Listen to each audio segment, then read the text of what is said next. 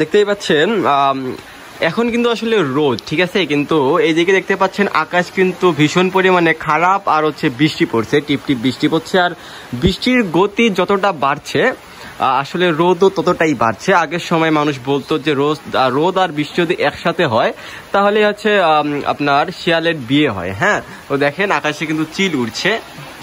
আর রোদ কিন্তু এখন হচ্ছে আপনার তীব্র রোদ, কিন্তু বৃষ্টি হচ্ছে রোদের মতো করেই বৃষ্টি আসলে পড়ছে। কোনো ক্রমে আসলে পার্থক্য নেই এসে দেখা যাচ্ছে। দেখেন চারিদিকে আবহাওয়া দেখেন, মানে এক পাশে হচ্ছে আপনার আকাশ ভীষণ পরিমাণে খারাপ, আরেক পাশে হচ্ছে আকাশ খুবই ভালো।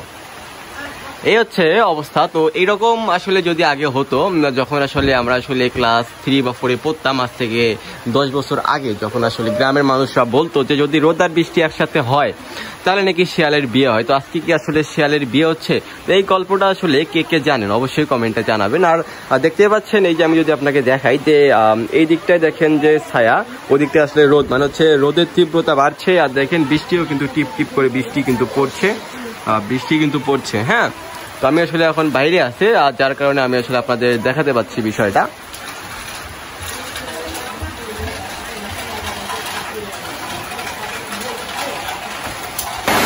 আমি যদি আপনাদের একটু দেখাই যে এখন আসলে কিন্তু রোদ, এখন পর্যন্ত রোদ আকাশের মধ্যে আছে, কিন্তু বাইরে ভীষণ রকম বৃষ্টি পড়ছে। দেখতেই পাচ্ছেন যে আবহাওয়াটা আপনারা হয়তো বুঝতে পারছেন যে এখন পর্যন্ত কিন্তু আগে যেরকম রোদ ছিল সেরকম রোদ নেই, তবে পরিবেশটা আসলে বৃষ্টি হওয়ার মতো না, কিন্তু ভীষণ পরিমাণে বৃষ্টি হচ্ছে। বাইরে আপনি দেখতেই পাচ্ছেন, বাইরের অবস্থাটা দেখতেই পাচ্ছেন যে ভীষণ পরিমাণে আসলে বৃষ্টি হচ্ছে।